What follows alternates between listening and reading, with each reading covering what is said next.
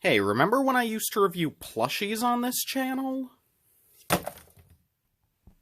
Hello everyone, and welcome to Retro Brick Reviews, where today I'll be taking a look at not one, but three plushies from Jakks Pacific's Sonic the Hedgehog 8-inch plush line. In this video, I'll be taking a look at their plushies of Mighty the Armadillo, Modern Sonic, and the Jade Wisp. And if you're wondering why I've chosen these three plushies in particular, it's because, rather uniquely among Jakks' line, these three are part of an exclusive online bundle that's being sold at various online retailers as I'm making this video. So, without any further ado, let's begin by taking a look at these plushies in chronological order of when they were originally released, starting with my main man, Mighty the Armadillo. You know, there's just something really surreal about owning an official Mighty the Armadillo plush. I mean, this guy lay dormant for nearly a quarter of a century before his reintroduction in Sonic Mania Plus, so I think that just the mere fact that a Mighty plush exists at all is kind of a win in and of itself. That said, this plushie isn't great just because it's a Mighty plush. It's also just a really fantastic design in its own right, and one of my favorite classic Jakks plushies. For one, if you know anything about the Jakks Pacific plush line, it's probably that a lot of their plushies are very two-dimensional. They're designed to have a very distinct and characteristic profile when you look at them from the front, but from the side, they really don't have much thickness to them at all. That issue is not present with this Mighty plush, because as you can see, this man is bulked up, which fits him quite well. But starting off with the plushie, you can see that his face is a pretty good design in my opinion. It has him with a slight frown, not so much angry, more just pensive, which I think fits him quite well. The eyes are nicely embroidered, and he does have quite a nice snoot. His ears are nicely patterned, and they are nicely stuffed as well. They're not just two-dimensional flaps as you might expect from a lot of other characters. And they have some nice stitching on them, though they do tend to flop inward somewhat. Around the back, Mighty's shell is fairly devoid of detail, not that it really needs it, though you can see you do have his tail coming out at the bottom, though it should be noted that unlike a lot of other characters, his tush kind of molds directly into the tail as one piece, rather than having the tush with just the tail being a separate element. They're just a little skinny piece of fabric that's added on. It's debatable which type is better, though this definitely makes for a more unique plushie. You'll also notice the tags coming out the back using the classic Sonic the Hedgehog branding. And he does not sit down very well, probably because of that tail. But if you have him leaning on something, it works pretty well. As for the rest of his body, perhaps the main inaccuracy with this plushie is that there is no division between his head and his body. It just goes straight from one to the other, giving him somewhat of a trapezoidal neck. Definitely not accurate, though considering Mighty's design and the cost of these plushies, I can definitely understand why they went that way with him. He has the same style of arms and gloves that can be found on most of their plushies, as is the same with the legs and shoes, though you do have the unique designs on the top of Mighty's shoes, which is a nice touch. Gray soles. And then as for Mighty's paper tag, you can see that it does have the classic Sonic styling and logo with his name. And then inside there's just all sorts of legalese. And on the back you have the barcode and the Jakks logo. Fairly simple styling for these tags, but I think they work well enough for what they are. And that is really all there is to say about the Jakks Pacific Mighty the Armadillo plush. Definitely something of a simple guy, but I think he looks really fantastic. There isn't much I would change about this plushie. I think they just really nailed his design in this plush, and he looks great. Undoubtedly, my favorite part is the fact that he does just have a lot more definition to him from most of their other plushies, which not only does it just make him seem more high quality and much more worthy of what you're paying, but also is great because if you are a Sonic plush collector but you don't have as much of the Jakks line specifically, his bulk means that he would actually fit in fairly well with some less chibi plushies. For example, as someone who was a big collector of the Tomy 8-inch line, this Mighty would fit right in with those guys. But that's enough about Mighty. Now let's move on to our next plushie, who is arguably the main event of these three, though in my opinion, not quite. Sonic the Hedgehog. Now, I hate to be a downer, but I just have to be honest. I do not care for Jakks' modern Sonic plush, and the majority of that comes down to this head, which in my opinion does most everything wrong when it comes to the goal of making an appealing looking plushie. For one, the spikes. Now, if I bring in the Jakks Classic Sonic plushie, they did something fairly unique with that guy that I still think makes for a really cute classic Sonic plushie, where they stylized his head, not really after how Sonic appears in the games, but rather after the shape of the Sonic Team logo, which makes for a really unique and iconic silhouette, and makes for a really cute plushie that's still very recognizable for what it's supposed to be. The problem with this guy is that they tried to keep up that Sonic Team silhouette, while also having to make the quills longer and more curved to fit with the modern Sonic design. And the result, in my opinion, just looks really ugly. Like, this doesn't look like a Sonic the Hedgehog that I personally would want to meet.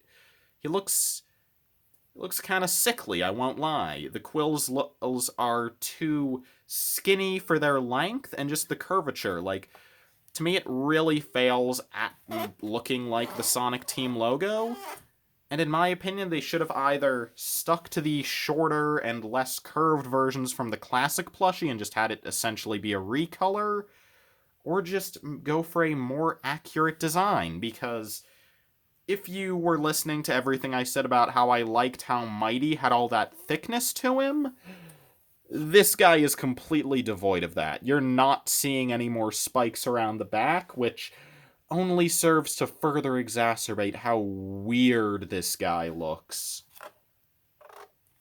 And things don't really improve when we look at his face, because for some reason, his eyes are so skinny. Like, again, if I bring in this classic Sonic plushie to compare, like, I feel like he has the perfect size to how Sonic's eyes should look, but then you have this guy, where I understand the brow furrow being lowered down to make him look more determined. I think that definitely fits modern Sonic, but then why are his eyes so skinny? Like, that part just doesn't compute for me. Funnily enough, the one thing that maybe they should have changed, and that other modern Sonic plushies have changed to differentiate themselves from the classic plushies, is the mouth. Where here you can see that they both just have very similar black line smirks. I feel like with this guy, like, especially with how overly stylized he is for modern Sonic, they really should have gone with a grin. Maybe even the classic adventure-era swoosh grin could have helped. But as is, this guy just looks strange. His ears are alright, though. This one folds in way too much, and the stitching in there is not the cleanest, but it's not bad. Aside from the head, the rest of this guy is pretty fine. I think the body is all stitched and shaped well. I like how they did the tummy. Shoes look really good, honestly. I still like how Jakks does the buckles as a 3D element that just loops into the strap. That's really nice. I still do enjoy that. He has gray shoe soles, as he should. For some reason, the tush tags come out of his side, which is not the case on most Jakks plushies, and in my opinion, it really doesn't look very good. Like, I don't know why those don't just come out the back, like they do on most of their other plushies. Because the back is basically the same as their classic Sonic, just with longer spikes and tail, and that guy has the tush tag coming out of the tush. But yeah, I think these back spikes are definitely a little big, and only serve to further exacerbate the fact that he doesn't have any spikes on the back of his head, but, eh. At the very least, the tag is nice, this time with the modern Sonic image and logo, as well as just saying his name, Sonic. Works well enough. Rest of the tag will be the same as on Mighty. Yeah. It's not a terrible plushie by any means, but certainly not one of my favorites in terms of Jakks plushies or Sonic plushies in general. If you like this guy, feel free to comment down below as to why, but personally, he just doesn't do it for me. That said, there's one more plushie we have to look at in this video, so hopefully she'll be able to turn things around. Hot off her latest appearance in Sonic Colors Ultimate, we have what is currently the newest Sonic character to get representation in plush form, the Jade Wisp. And in my opinion, this plushie is absolutely fantastic. Now, it's very unique from all of the other Jakks Sonic plushies, because all of those are of anthropomorphic characters, whether they be the standard animal characters, or Eggman plushies, or even Chow. But the Wisps are very different, because they don't have limbs, they're just a shape, essentially. So, as a result, Jade feels very different from all of the other Jakks plushies, because she's fully 3D. This is a fully realized plushie of the Jade Wisp. And in my opinion, this plushie is absolutely amazing. For one, I will note that she is a little smaller than all of the rest. While the standard height for a Jakks plushie is 8 inches, Jade, even fully extended with her little appendages coming out the bottom, is only about 7 inches. But in my opinion, that works well to make her a little smaller than the rest of the cast, even if she is still quite a bit too big in comparison to the 8-inch Sonic. That said, she would scale fairly well with larger plushies, such as if you had, say, a 12-inch Sonic from the Tomy or GE lines. But enough about that. Taking a look at the Jade plushie herself, she is, for the most part, a turquoise bell with a mouth. And that's all she needs to be. I think it is a very attractive color they've chosen. I'm not sure how well it's showing up on camera. I think it's coming out a bit more bluish, but she looks very nice. The stitching for the mouth is very well done, very fine. No complaints with that. And then the little tentacle out the back is nice, or I'm not sure what that's supposed to be in-universe. Some sort of antenna. And then at the bottom, you have her 3 little appendages, her 2 little arm-esque things, and then her tail. And I mean, yeah, I think they're all sewn very well. I like that the tail is a solid stuffed piece, whereas these 2 are kind of folded pieces of felt. I think that works very well. I mean, there just isn't much to say about the Jade Wisp. She's a very simple character in universe, and that translates very well into a simple but very well done plushie. And she is absolutely my favorite of the 3 we've looked at in this video because, while both Mighty and Jade are characters who are getting plush representation for the first time, not only is Mighty more likely to get more plushies in the future, since he is now a pretty consistent part of the classic Sonic cast, whereas Jade is likely to not ever be relevant again after kind of being the star of Sonic Colors Ultimate and its marketing campaign. But also, unlike Mighty, where even if I really do like that plush for a Jakks plush, there are things that could be improved, there really isn't anything I would change about this Jade plush. It's perfect. Well, almost perfect. There is one problem. Look at the tag. Look at that spelling. Jade Wisp. W-H-I-S-P. Like whisper, but without the er. That's not how you spell wisp. There's no H, it's just W-I-S-P. I don't know how this happened. I'm very annoyed that it somehow managed to slip through quality control, because this just irks me. I mean, it's quite a non-issue. It's not even the worst issue with a tag I've ever seen on a recent Sonic plush, but, like, I just don't get how they made that mistake. It just rankles me, I'll be honest. But also, you can see that the tush tags come out of here, sort of Jade's back left, which I think works well enough, since there aren't really any seams directly at the back. This was probably the smartest choice to go with. But yeah, despite a minor spelling error, this is basically a perfect plushie, and one I would absolutely recommend to any Sonic plushie fans. But with that said, that basically covers all of these plushies, so now let's wrap things up with some final thoughts. Before I go over these guys as a collection, I'd like to sort of round up my individual thoughts on each one, and whether it would be worth it to buy them individually if you come across them. Starting with Mighty, I think this is a really good plushie, especially by the standards of Jakks. He has a lot of good thickness and to him. He's very well stuffed, which are both issues that I've seen with a lot of other Jakks plushies. He's very accurate to the source material. He has a good amount of detail. Yeah, Mighty comes highly recommended from me. Jade is... I think you already heard all my thoughts on her. This is a fantastic plushie. Easily one of my favorites Jakks has come up with. Maybe even my favorite from them, period. There is absolutely nothing I would change about the plushie itself.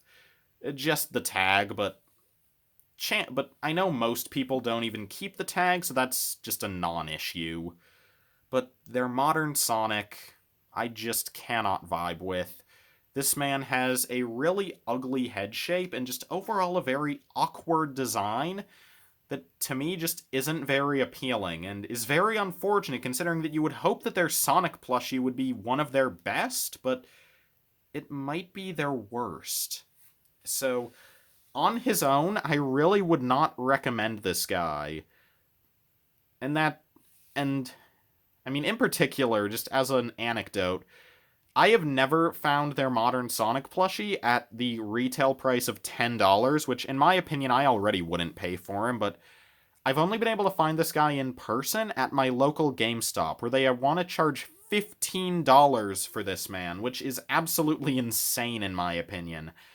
Absolutely do not pay that. In fact, like, I would be a little trepidatious paying that much even for Mighty, who I think is a really good plushie. But yeah, I'm sorry, I can't recommend this guy. I think your money would be much better spent on trying to get a different modern Sonic plushie, such as the one from Tomy or the recent Kid Robot plushie. Who knows, maybe if enough people are interested, I'll make a video comparing several different modern Sonic plushies to give my thoughts on which are the best in which aspects. Who's to say? But with those thoughts on all these plushies individually, do I think these guys are worth purchasing as a full set of 3? I would say yes. I think that even with my issues with the Sonic plush, I think that the other 2 are fantastic, and since this set of 3 often is available at a good discount, that'll mean you'll be paying less than retail for each of these plushies, I think the deal is good enough that it's worth snagging all 3 of them, even if you don't care for one of them. Of course, if you're not like me and you really enjoy all three of these plushies, bombs away, but those are just my thoughts. And heck, maybe you really like the Sonic, but there's another one that you don't like. But even then, I'd still recommend getting it, because as long as 2 out of 3 are really good, I think just the value is worth getting the full collection.